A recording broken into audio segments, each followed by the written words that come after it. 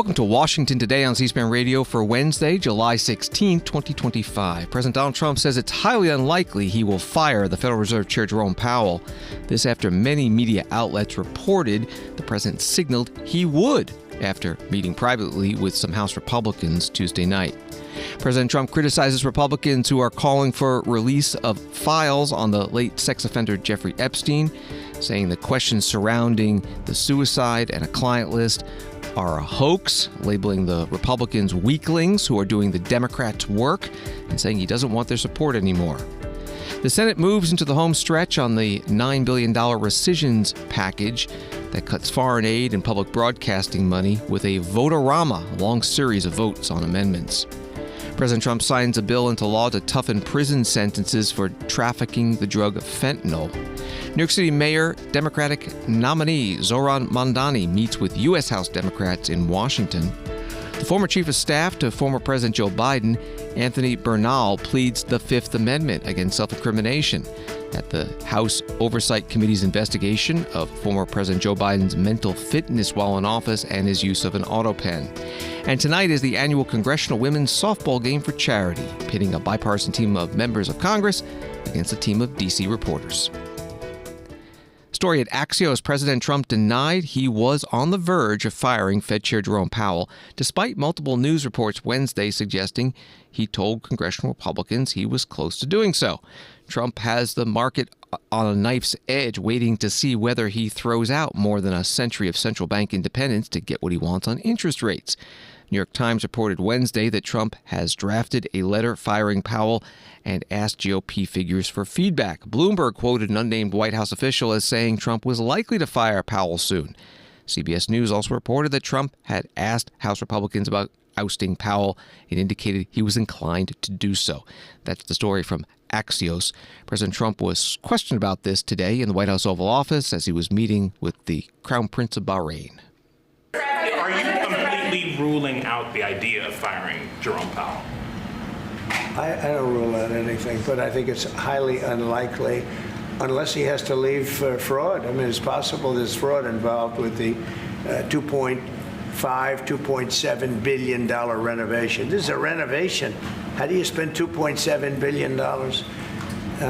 And he didn't have proper clearance, et cetera, et cetera. So that's going on. So there could be something to that, but I think he's not doing a good job. He's got a very easy job to do. You know what he has to do? Lower interest rates. Have you drafted a letter to send to Powell if you decide that you are going to fire him? Have you drafted a letter? I haven't drafted a letter. So you didn't show a letter to Republican lawmakers last night? No, I talked about the concept of fire him. I said, what do you think? Almost every one of them said I should. But I'm more conservative than they are. Mr. President, we talked about it. In fact, we had 11 of the 12 people here yesterday, for a very big bill having to do with crypto, et cetera, and other things. And all of the votes are going with us, every single vote. But during the conversation, when we were talking about it, I asked, what would you do about that? They all said would fire him. President Donald Trump in the White House Oval Office, taking reporters' questions. Sitting beside him was the Crown Prince and Foreign Minister of Bahrain, Salman bin Hamad Al Khalifa, who announced $17 billion in deals between the U.S. and Bahrain. But on the Fed chair, from CBS News, the idea of a president removing a Fed chair is legally untested. Federal law says the chair can only be fired for cause. The action could have serious negative effects on financial markets. Asked Wednesday if he wants Powell investigated for fraud related to the renovations of the Fed headquarters, Mr. Trump said, well, I think he's already under investigation. He spent far more money than he was supposed to rebuilding. That was from CBS News. Wall Street today, the Dow up 231, NASDAQ up 52, and S&P up 19. CNBC writes a measure of wholesale prices showed no change in June, providing a conflicting sign over whether tariffs threaten to boost inflation in the coming months. Producer price index was flat, according to seasonally adjusted numbers from the Bureau of Labor Statistics. From the National News Desk, President Donald Trump called out some Republicans on Wednesday for buying into the BS, he used the full word, of the Jeffrey Epstein hoax, adding he doesn't want support anymore from the weaklings who do the Democrats' work. And the BS, hoax, weaklings, and Democrats' work, all from the president. Article goes on, the fiery comment on Truth Social comes as Trump supporters continue to express dissatisfaction with his administration's handling of the sex trafficking case. Last week, the Department of Justice and the Federal Bureau of Investigation released a joint memo revealing that there is no evidence that Epstein possessed a client list and died by suicide. That was from the National News Desk. President Trump talked about this in the White House Oval Office news conference. Mr. President, I know you want to move past all this intrigue over the Epstein files, but I do want to ask you to clarify something you said this morning. You said this was all a hoax. Has your Attorney General told you this was a hoax? What evidence have you seen of that? No, it's not the Attorney General. No, I know it's a hoax. It's started by Democrats. It's been run by the Democrats for 4 years. You had Christopher Wray and these characters and Comey before him. And it's a bad group. It started, actually, look at the Steele dossier that turned out to be a total hoax. The 51 agents, the intelligence, so-called intelligence agents, it was a hoax. It's all been a big hoax. It's perpetrated by the Democrats. And some stupid Republicans and foolish Republicans fall into the net. And so they try and do the Democrats' work. The Democrats are good for nothing other than these hoaxes. They're bad for policy. They're bad for picking candidates that can get elected. Like in New York, we have a communist running. He may get elected too, actually, but he'll destroy the city.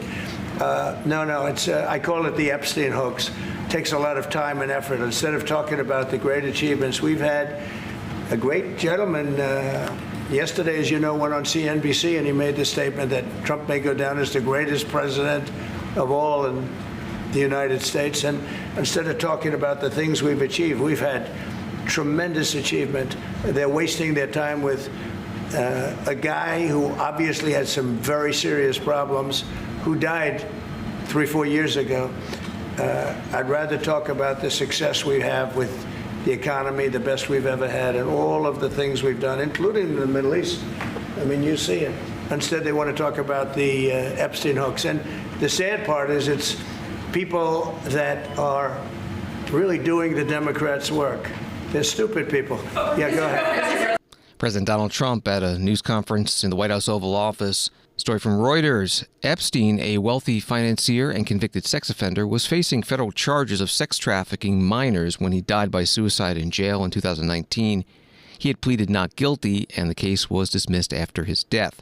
Some of President Trump's most loyal followers were enraged when the Trump administration last week reversed course on its pledge to release documents it had suggested contained major revelations about Epstein and his alleged clientele. That was from Reuters. The president today said again, he said it yesterday as well, that Attorney General Pam Bondi can and should release any Epstein files that she deems credible. Will you ask Attorney General Pam Bondi to release more documents to finally put this controversy to bed? Yeah, whatever's credible, she can release. If a document is credible, if a document's there that is credible, she can release. I think it's good. But it's just a subject.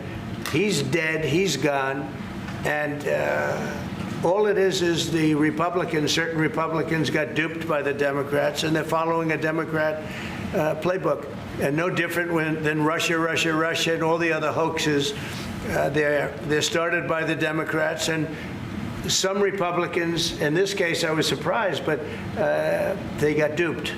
President Trump in the White House Oval Office. Story from The Hill. Speaker Mike Johnson, Republican of Louisiana, is seeking to close the distance between himself and President Trump when it comes to the release of the government's files on Jeffrey Epstein, the pedophile financier whose sordid case has rattled the MAGA movement in recent days. On Tuesday, Johnson said the Trump administration should put everything out there and let the people decide, marking a break with the president, who has urged his followers to forget Epstein and move on. But on Wednesday, Johnson said his words were misrepresented, insisting there's no daylight between his position and that of Trump. That was from The Hill. Here's Speaker Johnson speaking to reporters in the Capitol building.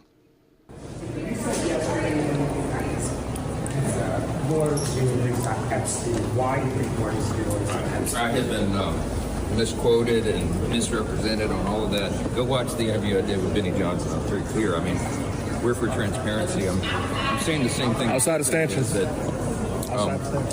mean, you need to have all of the credible information released for the American people to make their decision. We trust the American people, and I know the president does as well. That's an important principle to abide by here. What they have to do, though, what the president has to do is protect the innocent. I mean, there are, whistleblowers and minors' names involved in things related to Epstein, obviously, and you got to be careful not to release that. House Speaker Mike Johnson walking and talking with reporters in the Capitol building. Congressman Thomas Massie, Republican of Kentucky, writing on X, "We all deserve to know what's in the Epstein files, who's implicated, and how deep this corruption goes. Americans were promised justice and transparency. We're introducing a discharge petition to force a vote in the U.S. House of Representatives on releasing the complete files." Congressman Massie explaining in another post, a discharge petition is a procedural tool for bypassing leadership. In 7 days, we can start collecting signatures. At 218 signatures, the House must vote on our bill requiring a full release of the Epstein files. If your representative won't sign the discharge petition, ask why. That post from Congressman Thomas Massie. This is Washington Today. The Senate, writes CBS, kicked off what's expected to be another lengthy vote series Wednesday afternoon as Congress works to deliver on President Trump's request to rescind $9 billion in spending by Friday. The Senate narrowly advanced the request late Tuesday. 3 Republicans opposed the package, and Vice President J.D. Vance had to cast the tie-breaking vote to move it forward. The House approved the original $9.4 billion rescissions request last month, but it has faced pushback in the Senate, where some Republicans have opposed slashing foreign aid and public broadcasting funding. Reporting from CBS News. Before the senators started offering motions and amendments to make the changes, there was final debate on the Senate floor. Senator Eric Schmitt, Republican of Missouri, was in support. We are here today and we're about to begin vote-a-rama.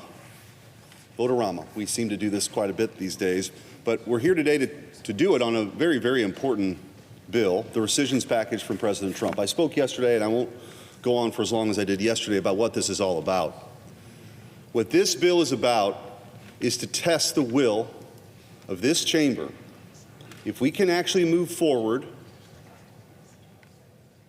on what the American people sent us here to do, which is to find waste, to find fraud, and find abuse, and also to realign the taxpayer dollars that go out the door with actual American interests. So we're going to have a lot of conversations about the foreign aid spending. And it's been certainly highlighted, as it should be, some of the ridiculousness and craziness. And my friend from Hawaii has talked about, well, that's not going to happen anymore. Well, good, we don't need the money for it. But let's make sure it never happens again by sending a message that this chamber can actually see what happened and course correct.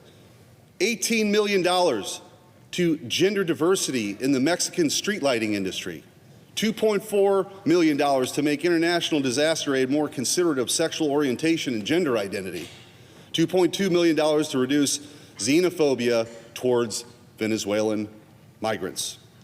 $3 million for Iraqi Sesame Street, and $33 million for UN programs like funding for transgender tampons in Bangladesh, LGBTQ campaigns in Rio, and third gender community centers in Southeast Asia. If you're listening to this, if you're watching this, that is offensive. And that's just a short laundry list of the ways in which these bureaucrats have betrayed the trust of the American people. So what is today about? It is our effort to try to restore not only just some fiscal sanity to this place that everybody has talked about, even across the aisle, hopefully, maybe, I don't know. But not just that, but the political will to take that vote to go do it. Many, many legislators in many, many senates over the generations have talked about doing this. In fact, President Ronald Reagan talked about getting rid of federal money for the Corporation for Public Broadcasting in the early 1980s. It didn't happen. But guess what? Today, we can actually go do that.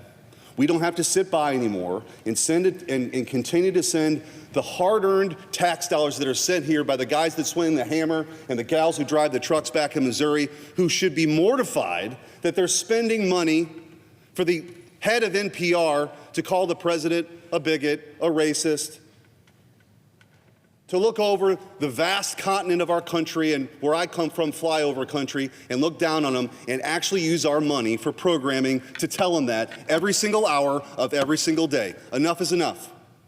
So that's the charge here today, Mr. President. Let the vote-a-rama begin. Senator Eric Schmidt, Republican from Missouri, on the Senate floor before the start of the vote-a-rama, the long series of votes with minimal debate in between on all the amendments being offered. Senator Patty Murray, Democrat of Washington State, the ranking member on the Appropriations Committee, also made a final speech before the vote-a-rama.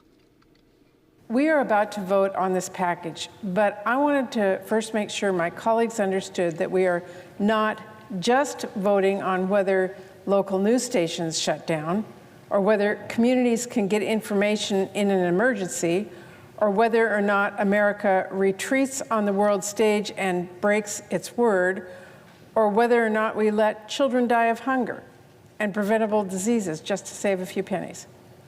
All of that is at stake here, but there is a lot more at stake as well, like whether we allow partisan rescissions to cut bipartisan funds for the first time ever.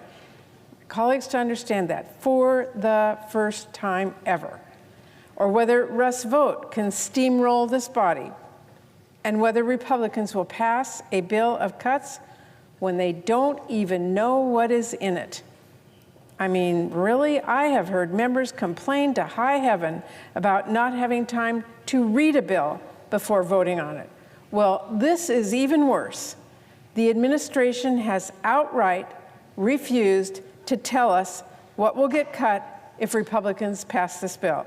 Even the Republican leader admits that. This is a Pandora's box of cuts. So what I want to leave my colleagues with is this. We are not just voting on the devastating cuts in this package. We are also voting on how the Senate is going to spend the rest of the year. Are we just going to do rescission after rescission? Because we know Russ Vote is just itching to send us more. And if, as you have all seen throughout this process, and as we have seen at every hearing we have had with him, he doesn't care if you feel steamrolled. He doesn't care if you want more details. He doesn't care whether you want different cuts. So the vote before us right now is really about, do we, our elected representatives, all of us, want to write the laws and even consider targeted rescissions in those bills? Do we want to have time to move them on the floor, or do we want to spend every day, every week, here debating how much of the last spending bill to unravel and whose communities get robbed? This will not be a hard vote for me, and it really should not be a hard vote for any one of us. Mr. President, I am a strong no, and I hope all of our colleagues will join us. Senator Patty Murray, Democrat of Washington State, ranking member on the Appropriations Committee, on the Senate floor, wrapping up debate on the rescissions package, $9 billion in cuts, before the Senate launched into the vote-a-rama. Senators offering amendments and taking votes on them, and this can go on for several hours. The three Republican senators that voted no on advancing the rescissions package Tuesday night, requiring Vice President J.D. Vance to break the 50-50 tie and allow it to move on 51-50, were Susan Collins of Maine, Lisa Murkowski of Alaska, and Mitch McConnell of Kentucky. Senator Collins putting out a statement that reads in part, "The sparse text that was sent to Congress included very little detail and does not give an accounting of the specific program cuts that would total $9.4 billion. She writes, for example, there are $2.5 billion in cuts to the Development Assistance Account, which covers everything from basic education to water and sanitation to food security, but we don't know how these programs will be affected." That was from Senator Susan Collins. Senator Lisa Murkowski spoke Tuesday before that procedural vote. It's unclear to me how the specific accounts that are targeted for the rescission are going to be impacted. Neither the administration nor others have been able to provide that very clear, very transparent explanation about the programs and the priorities that are going to be cut as a result of the measure. Some changes have been proposed to protect global health programs. That's great. That's important. But I think it's important that we have those details, including the ones that are going to be absolutely zeroed out. And so how do we determine the implications for life-saving care, vital resources for women and children abroad? We've got big, broad categories, but I haven't been given the comfort, if you will, that we're not impacting maternal and child health, that we're not impacting HIV/AIDS, that we're not impacting nutrition programs and programs related to tuberculosis, malaria, polio, neglected tropical disease, pandemic prevention, family planning. I think that we are entitled to have that level of detail when these funds that we have authorized, that we have appropriated to, are now being clawed back. I don't think that that is too much to ask. When it comes to the Corporation for Public Broadcasting, my colleagues know I've been a strong supporter. I will continue to be a strong supporter. Where if you don't like what's going on within NPR, you think that there's too much bias there, we can address that. We can address that, but you don't need to gut the entire Corporation for Public Broadcasting. The entity, the program that provides for so much support, particularly for those in rural places.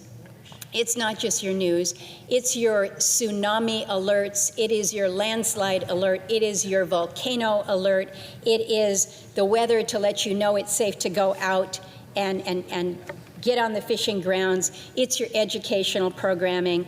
I am going to continue to be an advocate for the Corporation for Public Broadcasting. Senator Lisa Murkowski, a Republican from Alaska, on the Senate floor Tuesday night before the Senate voted to advance the $9 billion rescissions package. Debate continued today, and mid-afternoon the Senate started to vote on motions and amendments to the bill known as the vote-a-rama, and that is continuing. Some of the early votes from Senator Chris Coons, Democrat from Delaware, to keep $496 million in international disaster relief that the president wants to cut. That was rejected, 50 to 49. Also 51 to 48 rejected from Catherine Cortez Masto, Democrat from Nevada, to send the bill back to committee and bar public broadcasting cuts that would affect public safety efforts, including the work of first responders and law enforcement. And from Hawaii, Senator Mazie Hirono, a Democrat, an effort to send the rescissions package back to committee and preserve funding for local public TV or radio stations that participate in the emergency alert system. That was defeated 48 to 51. You can follow the Senate live gavel to gavel on C-SPAN television and on the free C-SPAN Now mobile app. And after the vote-a-rama with the amendments, there's going to be a vote on final passage. If it passes the Senate and is changed from the way it came over from the House would need to vote on it again this week and pass it before it can go to President Trump to be signed into law. The deadline is Friday under the rules of rescissions. This is Washington Today. Associated Press writes that disagreements erupted into a shouting match during a meeting of the Senate Foreign Relations Committee on Wednesday when a Democratic lawmaker accused a top department official of lying about the extent of staff reductions. Deputy Secretary of State for Management Michael Regas testified before the House Foreign Affairs Committee on Tuesday about the firing of more than 1,300 civil servants and foreign service officers last week. Senator Cory Booker of New Jersey was visibly angry as he confronted Regas with a list of what Booker said were misstatements, half-truths, or lies. Booker's list resembled one compiled by former State Department officials that identified certain eliminated positions that Regas said had been largely spared from the so-called reduction in force, or RIF. Those include employees in the Bureaus of Intelligence and Research, Consular Affairs, Diplomatic Security, Energy, and International Organizations. That was the reporting from Associated Press. Here's part of the exchange between Senator Booker and the Deputy Secretary of State. Sir, you have not been truthful. You are showing a lack of decency to people who've given decades of service, veterans. You've upended families. This is not the way we operate. It is not the decency that they deserve. And I will stand up and fight you in every way to make sure that the people you have hurt get from this country what they deserve: respect and honor. Thank you. Senator Shaheen. Can I respond to that? Yes, you may. I am deeply distressed by everything you just said.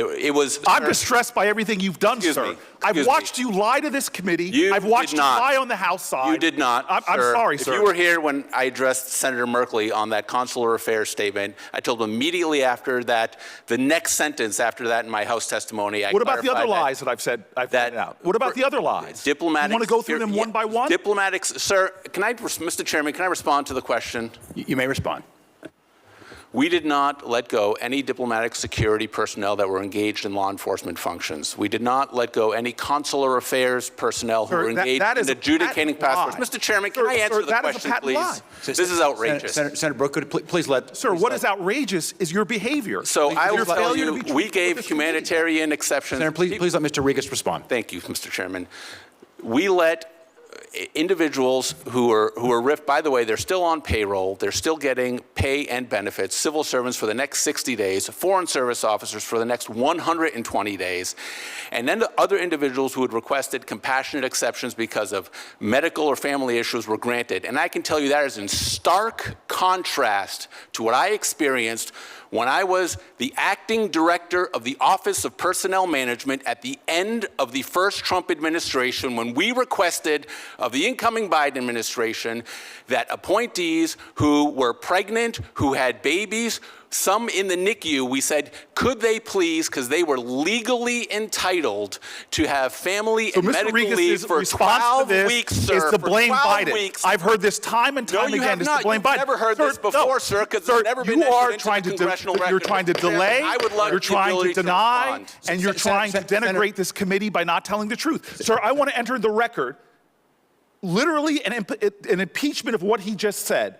May I enter into the record this document demonstrating that he did indeed fire people who were in charge of doing technical work for the security of our people overseas. You lied to this committee. I did not, and I'd like to enter this into the record. Senator Cory Booker, Democrat from New Jersey, questioning Michael Regas, Deputy Secretary of State for Management at today's Senate Foreign Relations Committee hearing. You can find the full hearing at our video library at cspan.org. Federal News Network reports that the State Department requested a $28.5 billion budget for fiscal year 2026, about a 48% decrease compared to current spending levels, and that Regas said the budget request reflects the department's reorganization plan and, quote, the important work we are doing to make the State Department a more efficient and effective organization. Associated Press writes, Syrian government officials and leaders in the Druze religious minority announced Wednesday a renewed ceasefire after days of clashes that have threatened to unravel the country's post-war political transition and have drawn intervention by Syria's powerful neighbor, Israel. The announcement came after Israel launched a series of rare airstrikes in the heart of Damascus, part of a campaign that it said is intended to defend the Druze and to push Islamic militants away from its border. That was from AP. President Trump was asked about this in the White House Oval Office meeting with the Prime Minister of Bahrain, and the president asked Secretary of State Marco Rubio to answer. Can you comment on the developments in Syria at the moment? Well, I can comment. I think I'll ask Marco to say a few words on Syria. Yeah, it's complicated, obviously. These are historic, long-time rivalries between different groups in the southwest of Syria, Bedouins, the Druze community, and it led to an unfortunate situation and a misunderstanding, it looks like, between the Israeli side and the Syrian side. So we've been engaged with them all morning long and all night long with both sides, and we think we're on our way towards a real de-escalation and then hopefully get back on track in helping Syria build a country and arriving at a situation there in the Middle East is far more stable. So in the next few hours, we hope to see some real progress to end what you've been seeing over the last couple hours. Secretary of State Marco Rubio with President Trump in the White House Oval Office. Israeli Prime Minister Benjamin Netanyahu putting out a statement saying the Israeli Defense Force was acting to save our Druze brothers and eliminate the regime's gangs, and warning Druze in Israel not to go into Syria. Another issue came up in the Oval Office, and Secretary of State Marco Rubio answering it. Al Jazeera writing, the administration of United States President Donald Trump has called on Israel to probe the killing of 20-year-old American citizen Sayfullah Musalat, who was beaten to death by settlers in the occupied West Bank, calling the incident a terrorist act. Mike Huckabee, the U.S. ambassador to Israel, said on Tuesday that he asked Israel to aggressively investigate the killing of the Florida-born Musalat, who was visiting family when he was attacked in the Palestinian town of Sinjar. That was from Al Jazeera. Here again from the White House Oval Office, the President and the Secretary of State. An American from Tampa was beaten to death. He was killed by Israeli settlers in the West Bank. His family has been calling on you to help prosecute his killers. Are you going to do that, an American from Tampa? Yeah, your first sentence is really, go ahead. Okay, an American citizen from Tampa, Florida, has been killed in the West Bank. His family has been asking on you to prosecute him. Are you going to help finding his killers? Yeah, well, so first of all, if you've seen yesterday, Ambassador Huckabee has asked the Israelis to conduct an investigation. We want to get all the information about who was involved.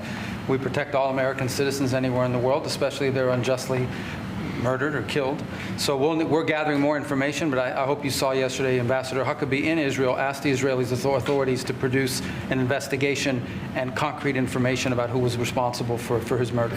They're reporting that tomorrow. We have a meeting on it. They're going to be reporting that to me. President Trump and Secretary of State Marco Rubio in the Oval Office. BBC News has more on this. On Friday, the Israeli military said it was investigating, claiming that a violent confrontation developed after terrorists threw stones at Israeli civilians. Saif Musallat lived in Tampa and was visiting relatives in Sinjar, north of Ramallah, when he was killed along with his friend Mohammed al-Shalabi. Al-Shalabi, who lived in a town nearby, died after being shot in the chest. The Palestinian Health Ministry said he was 23 years old. Musallat's family said their relative was protecting his family's land from settlers who were attempting to steal it. Israeli settlers also blocked an ambulance attempting to reach Musallat, who died before he could make it to the hospital, they added. That was from BBC News. Washington Today continues in a moment. Democracy. It isn't just an idea. It's a process shaped by leaders elected to the highest offices and entrusted to a select few with guarding its basic principles. It's where debates unfold, decisions are made, and the nation's course is charted. Democracy in real time. This is your government at work. This is C-SPAN, giving you your democracy unfiltered.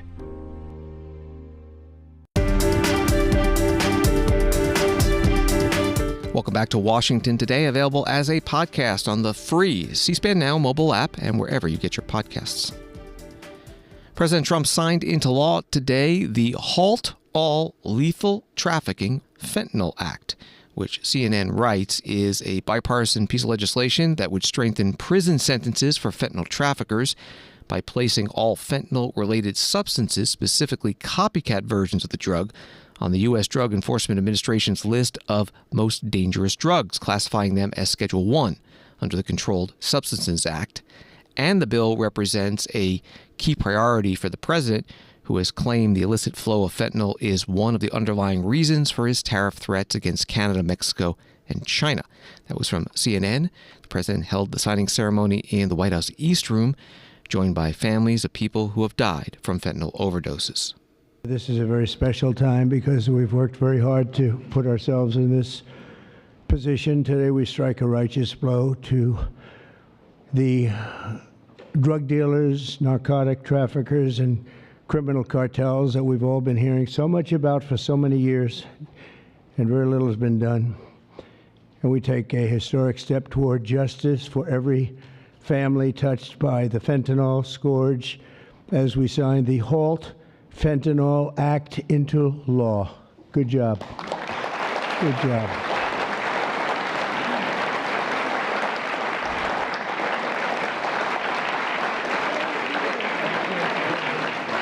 Well done.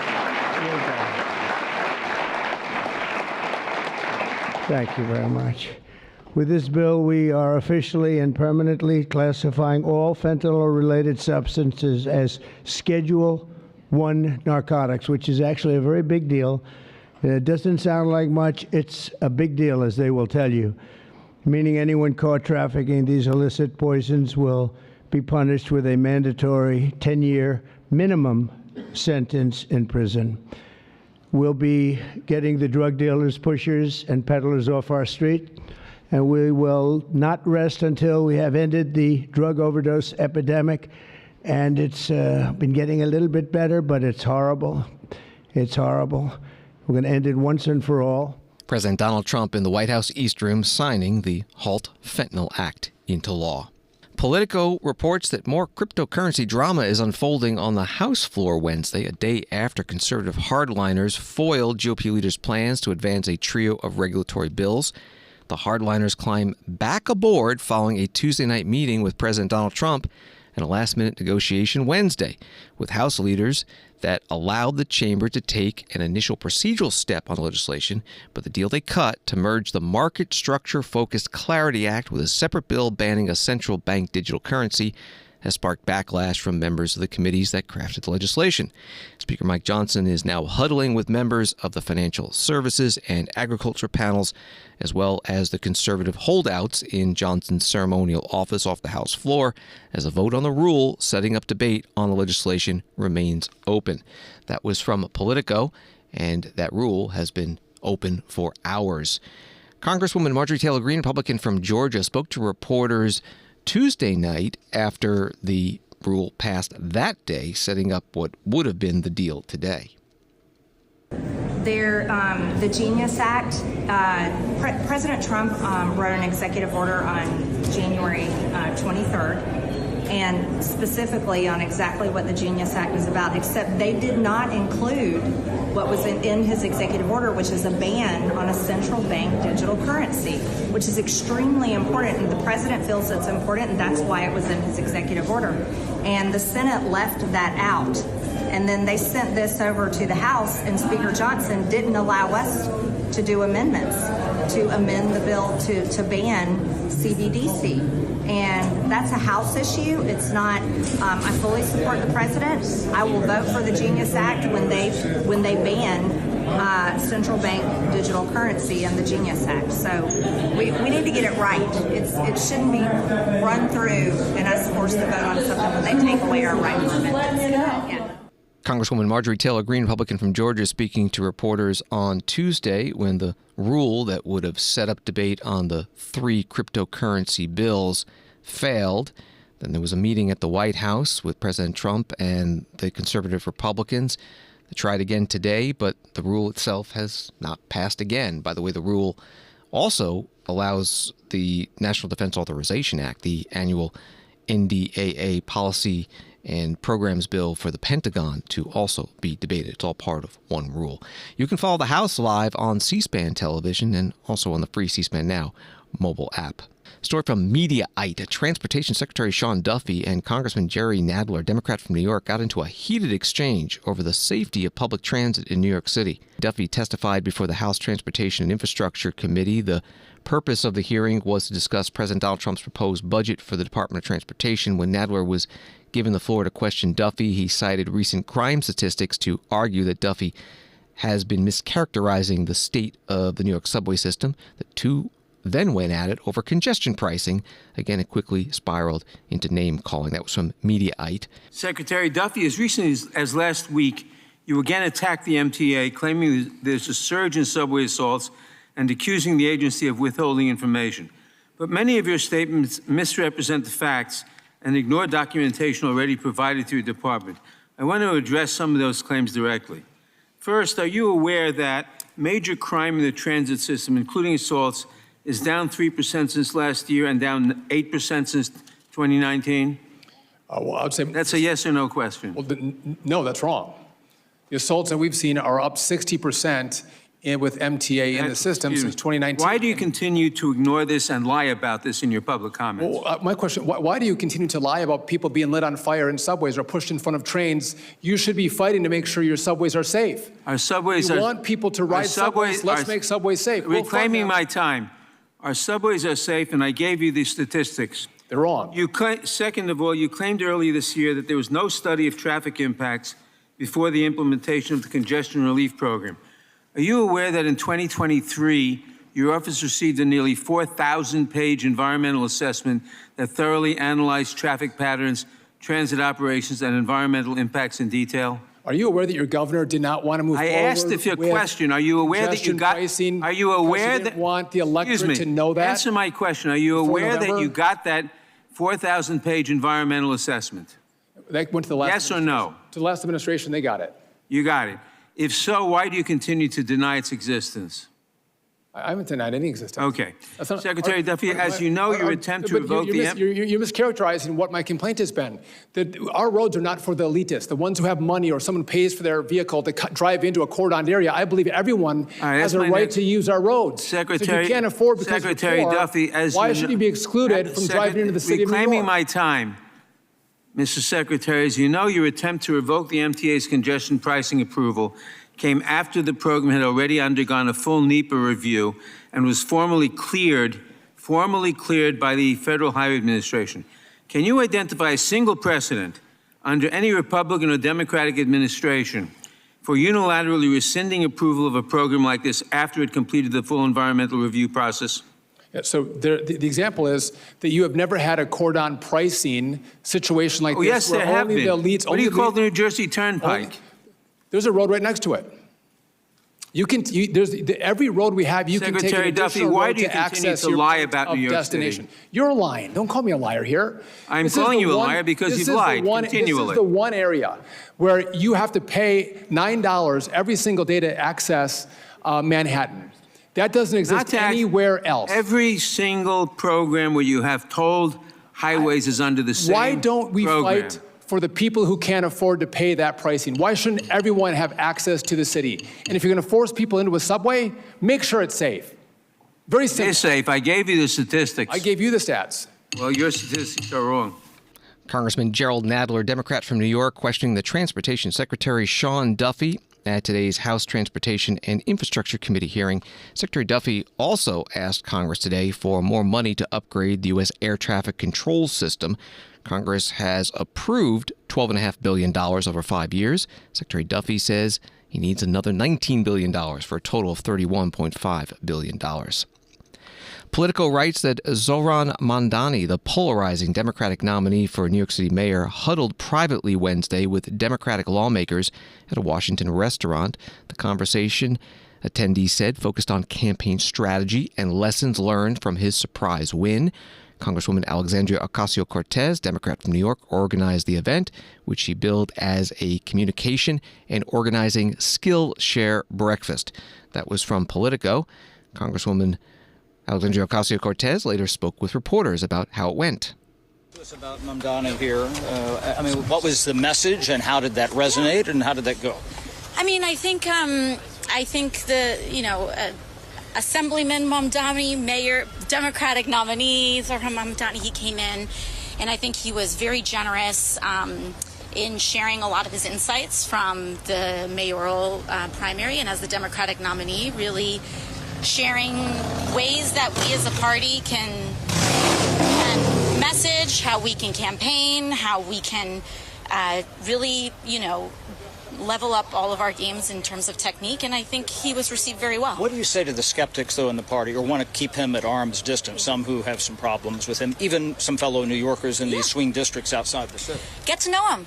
Get to know him. This is not about having any kind of hard line. I think that if anybody is skeptical, I would say get to know him. And once you get into a room with him, kick the tires yourself and make your own assessment instead of just kind of making assessments from what you may see on television. If you have the ability to meet someone in person, you should meet him before you judge him. Are they not giving him a fair chance, some of those Democrats who are skeptical? I actually think that many of the people who were here today were showing up in good faith to do exactly that work. And I really applaud our caucus and so many members of our caucus who were there for their openness and for their receptiveness and willingness to listen and make assessments for themselves. So I think it was really productive. Are you confident Jeffries will formally endorse after his meeting later? I'm not going to speak to any individual, but I think that we all share in the same goal of we want Democrats to be successful.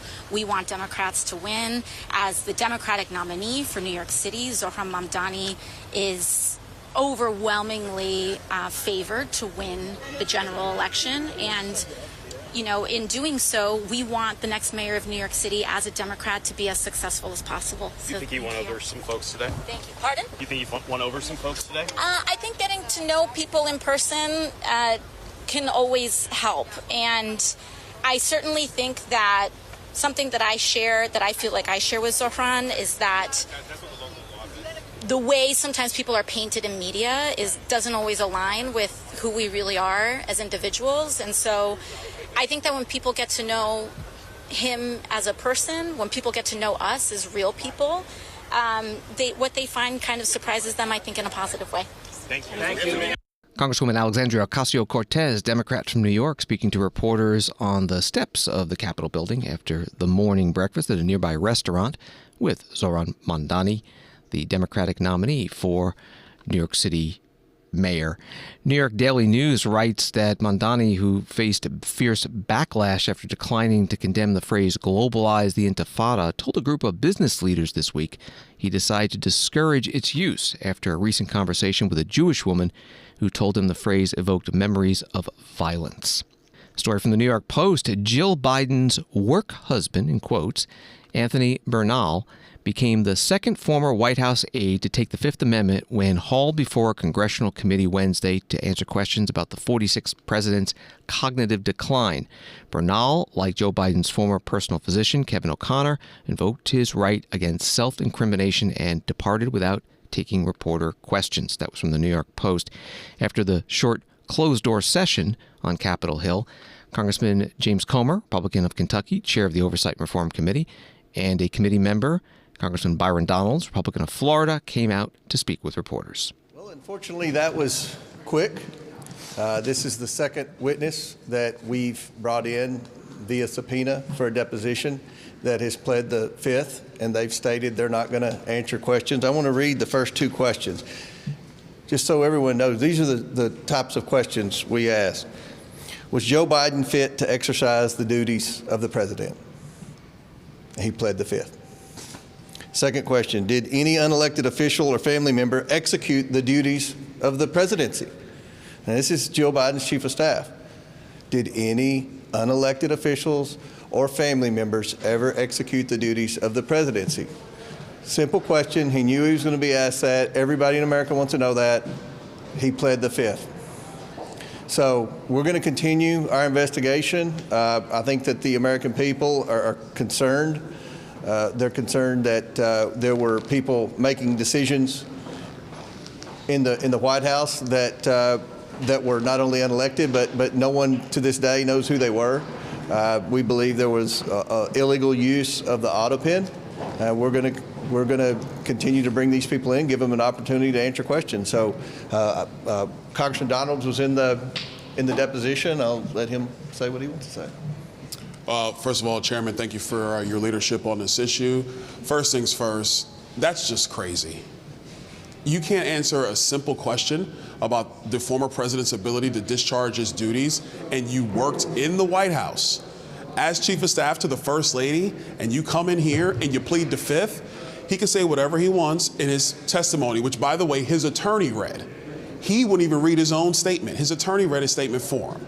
So you came in there and said that him pleading the Fifth is not an admission of guilt or anything about what was going on in the Biden White House, or was to give any inkling to the fact that Joe Biden was lacking in capability. The fact that he couldn't make any statement, the fact that the White House doctor couldn't make any statement, and they both pled the Fifth, which is their constitutional right to do, and we respect the Constitution like every American does, but the fact that they are now hiding behind the Constitution so that they don't have to tell the truth to the American people about Joe Biden's capabilities and mental faculties while he was president of the United States is not just shocking, it's stunning, and it demonstrates the level of corruption that was going on in that administration. The chairman is being nice. I don't have to be.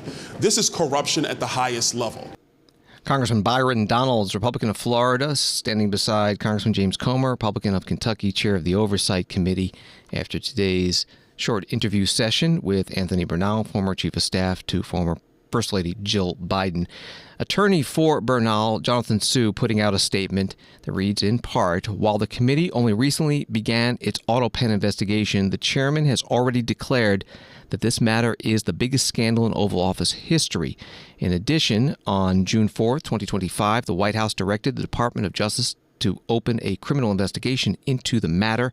The chairman has acknowledged that U.S. Attorney General Pam Bondi has announced an investigation at the Department of Justice, so we're very interested.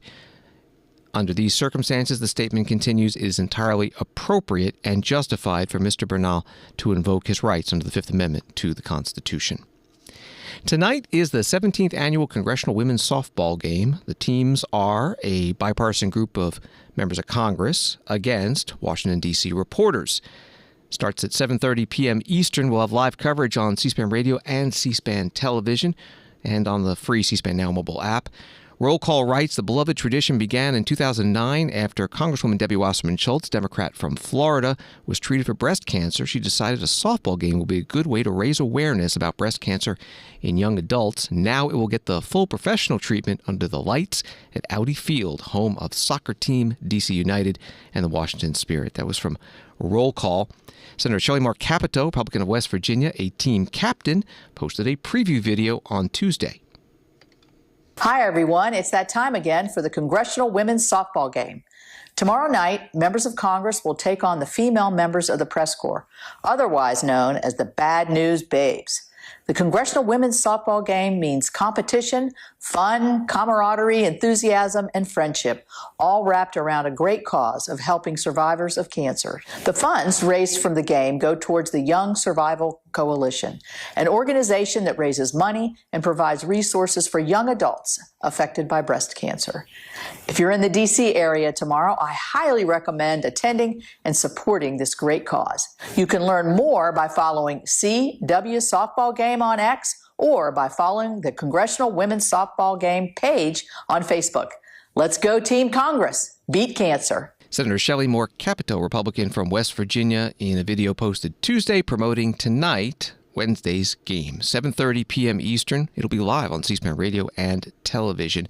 And one more line from the Roll Call article about this game. The teams have raised more than $4.3 million for the nonprofit Young Survival Coalition over the years, according to organizers.